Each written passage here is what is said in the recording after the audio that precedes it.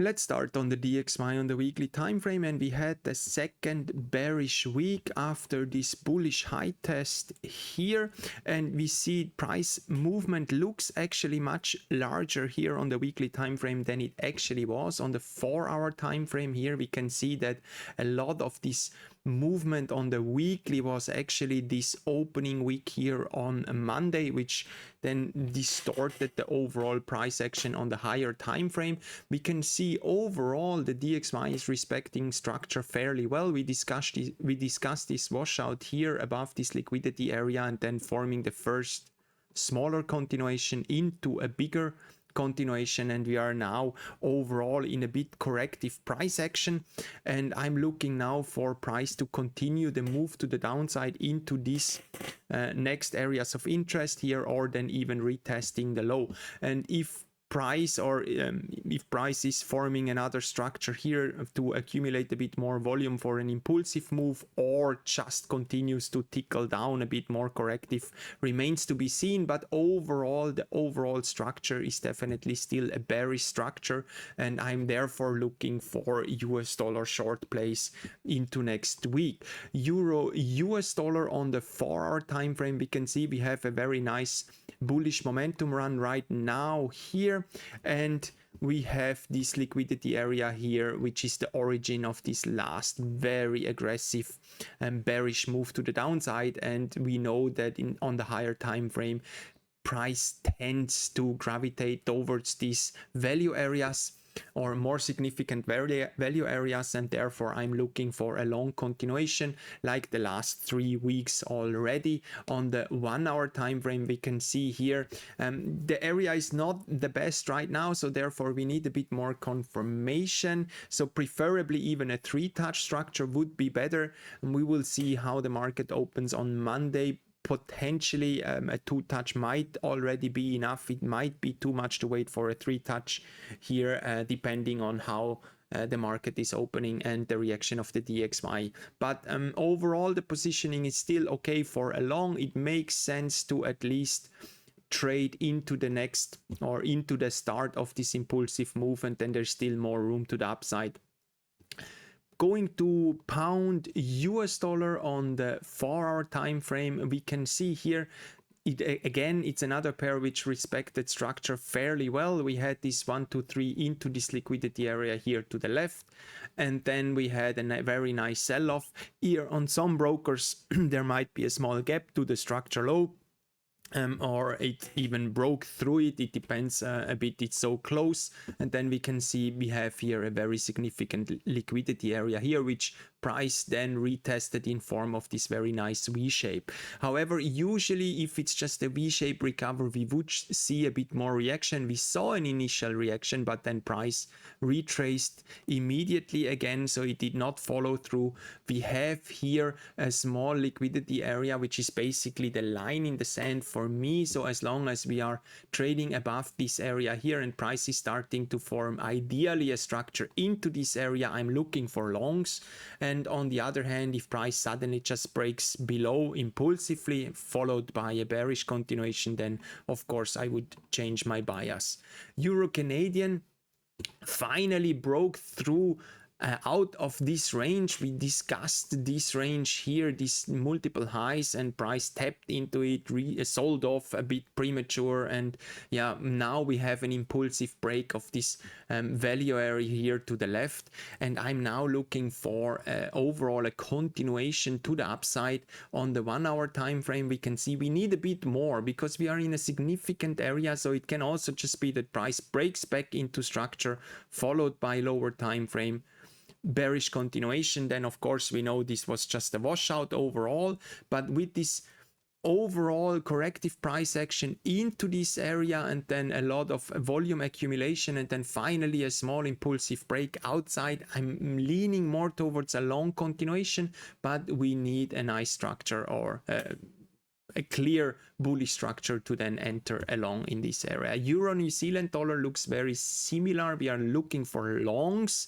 We do have a clear value area here, which looking here on the daily time frame, we can see we had an impulsive move into this correction, and we are now in another impulsive move. So this volume accumulation here, this bull flag structure on the daily, might be enough to push price into the highs. However, that's a daily structure, so we are looking for a confirmation on the lower time frame.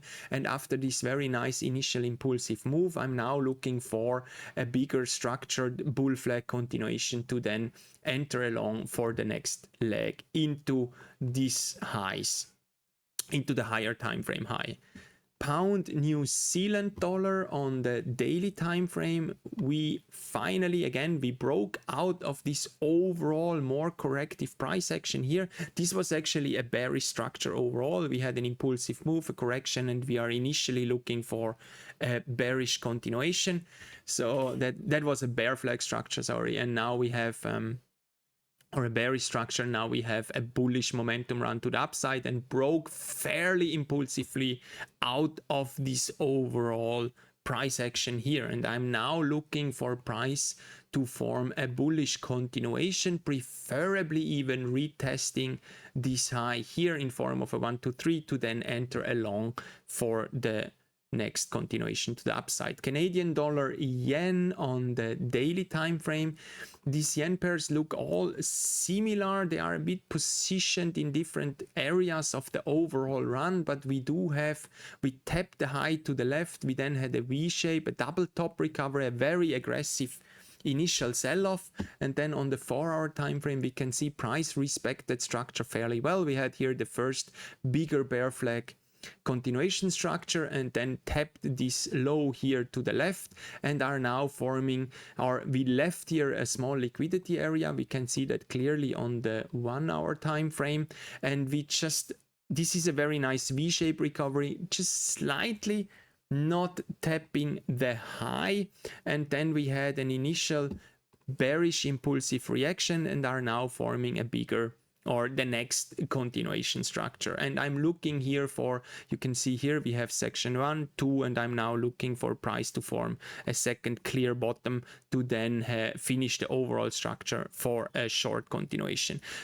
It does not look the cleanest, but it makes sense overall from the price nature. We still here have a gap to the initial low. We are positioned still fairly high up in the overall higher time frame run, so it makes sense to look for a short continuation in this area. New Zealand dollar yen is very similar.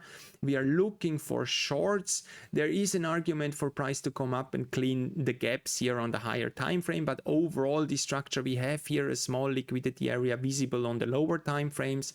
We tapped the low here, the start of this structure, and then had a very nice impulsive initial run to the upside and tapped into this liquidity area in form of a 1, 2, 3 structure, and then a very nice impulsive sell-off. So I'm now looking for a bearish continuation here in form of at least a 2-touch structure, which I then can manage to the previous lows. Here on the 1-hour time frame, we can see here we have a very nice liquidity area, and I'm now looking for price to preferably retest.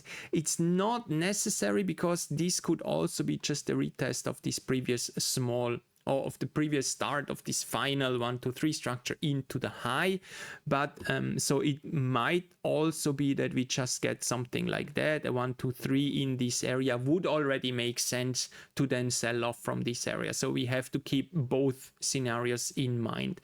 New Zealand dollar Swiss francs on the 4-hour time frame, we can see here we have clear structure. We had here a 1, 2, 3 bear flag continuation structure. I took a trade in here, unfortunately got out for break even because price then creeped back up into my entry area, and now we have a very nice impulsive bearish sell-off here.